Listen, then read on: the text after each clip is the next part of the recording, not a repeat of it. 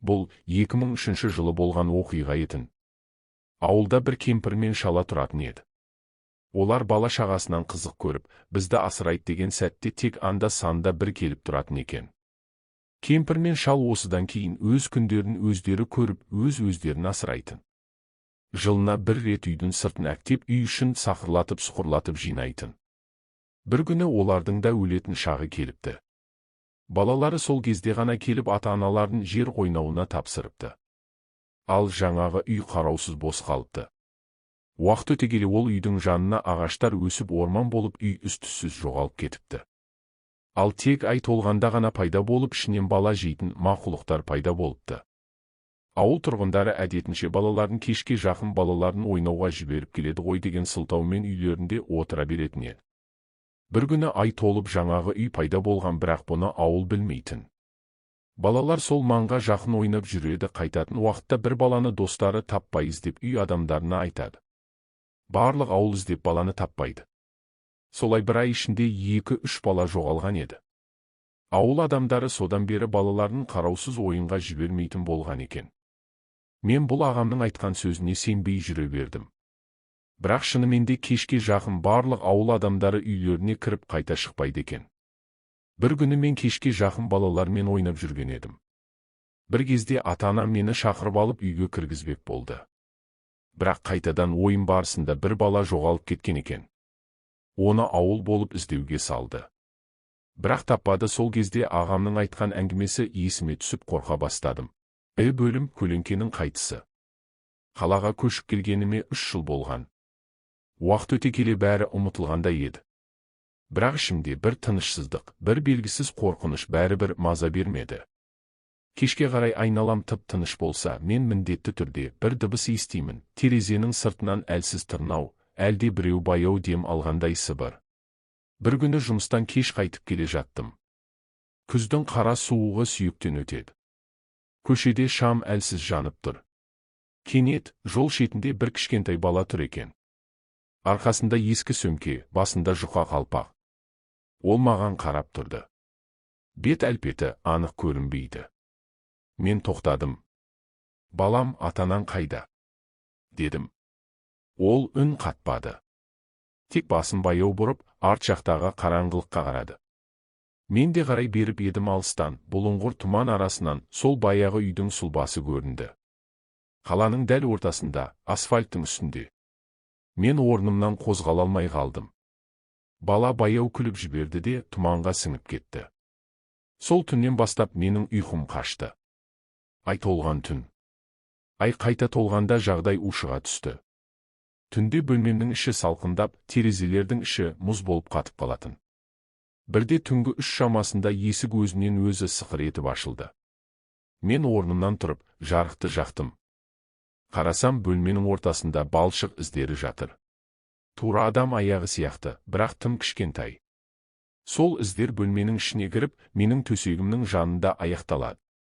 Менің тұла бойым мұздап кетті. Терезеге қарасам, ар жағында баяғы бала тұр.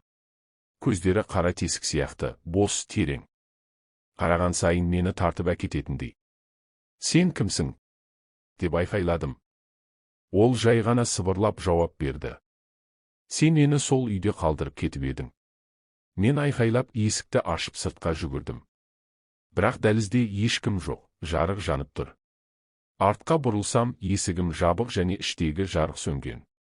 Сол түні мен үйге қайта кірмедім. Қарғыс туралы ақиқат. Келесі күні мен ауылға бармақ болдым. Ескі зиратта молданың ұлы жұмыс істейді дегенді естігем. Ол маған бір құпия айтты. Ол үйдің астында жерленбеген бала жатыр, деді ол.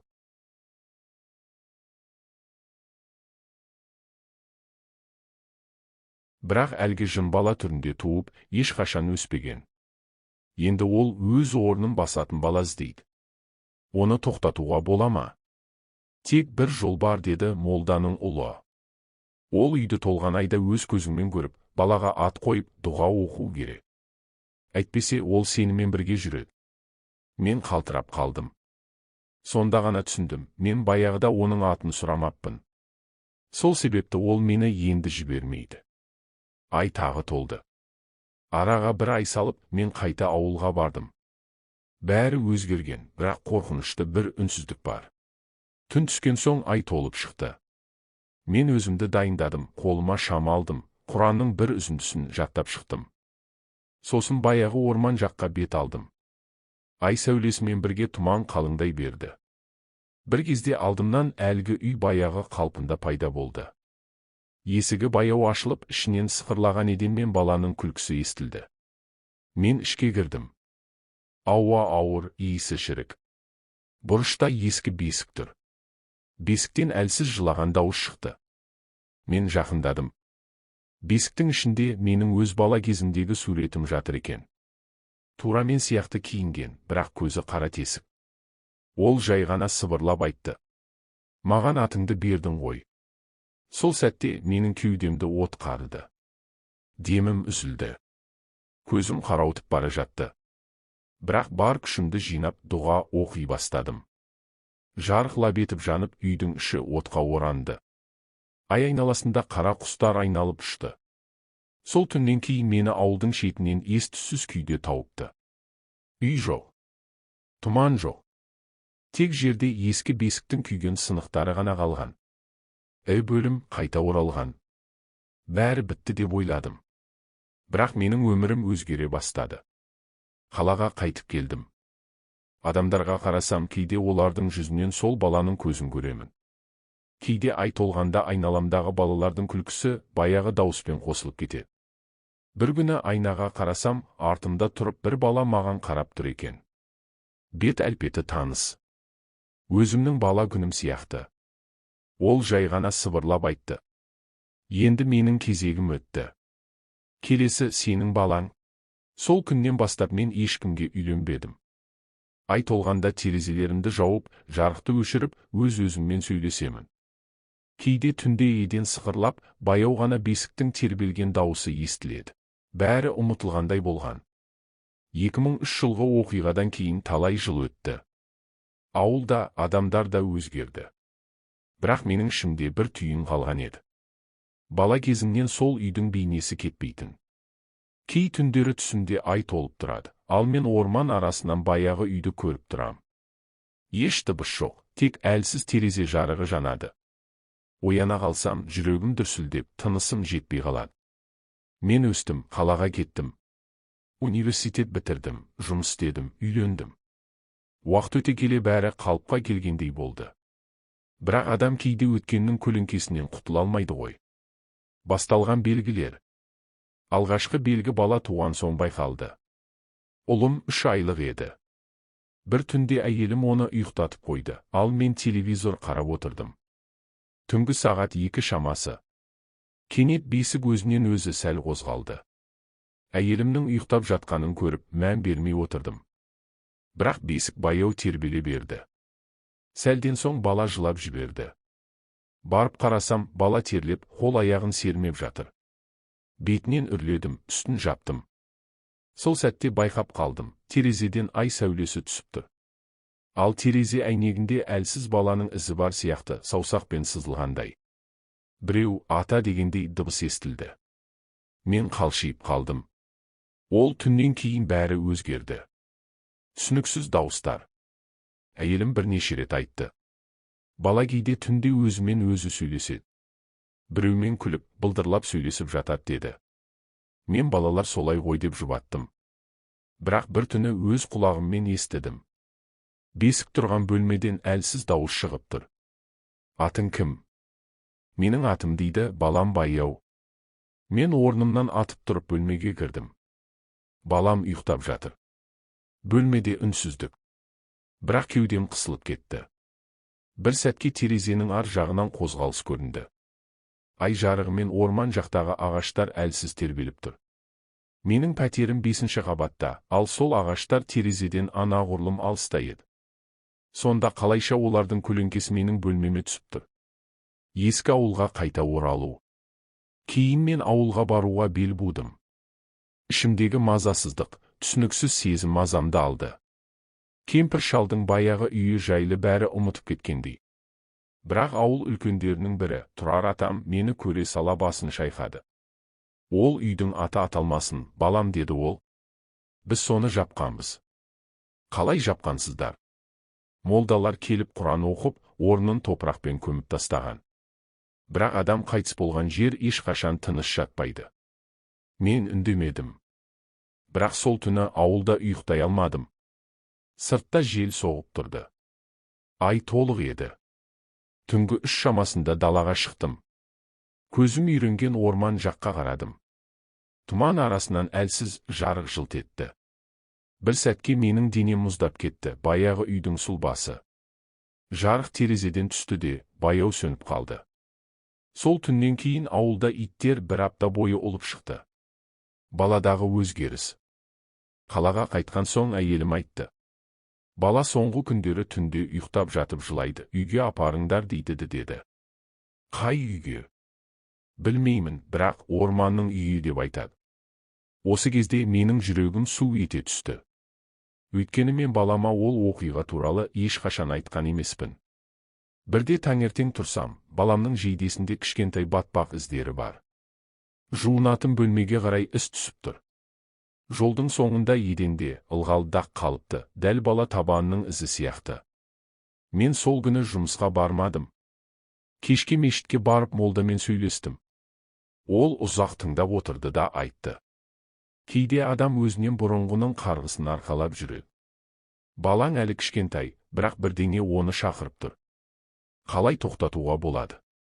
Егер ол нәрсе сенің ұрпағыңды іздеп жүрсе, онда бір ғана жол бар, сен өзің барып, сол үйдің орнын табуың керек. Әйтпесе, ол баладан кейінгіге өтеді. Менің төбе шашым тік тұрды. Қайта бару? Бір апта өткен соң мен ауылға қайта келдім. Түнде емес, күндіз. Орманның орнында қазір қалың шөп, бұталар, топырақ үйіндісі бар. Бірақ мен іштей сол орынды сездім.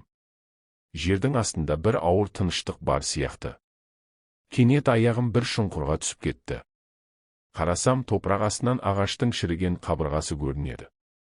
Мен тізерлеп, топырақты қолмен арши бастадым. Ағаш арасында ескі темір төсектердің қалдығы, сынған әйнек және бір шүберек шықты. Ол шүберектің ішінде ескі баланың киімі бар. Сұр майка, жыртылған аяқ киім. Сол сәтте әлсіз иіс сезілді, дымқыл, көне иіс. Құдды тірі біреу дем алғандай. Арт жақтан біреу баяу күлді. Бүкіл денем тоңып қалды. Жалт қарасам, ешкім жоқ. Бірақ дәл орнымда тұрып, артыма қарауға батпай қалдым. Жерден әлсіз сыбыр естілді. Бізді ұмыттың. Мен қорыққаннан қолымдағы заттарды тастап, орнымнан тұра қаштым. Қайтар жолда. Сол күні ауылдан кеттім. Қалаға қайтып келе жатып жолда қатты жаңбыр жауды. Көлік әйнегіне су тырсылдап соғып тұр. Бір сәтке ай жарығы бұлт арасынан көрінді. Сол сәтте көліктің артқы айнасынан көрдім, артқы орындықта біреудің көлеңкесі отыр.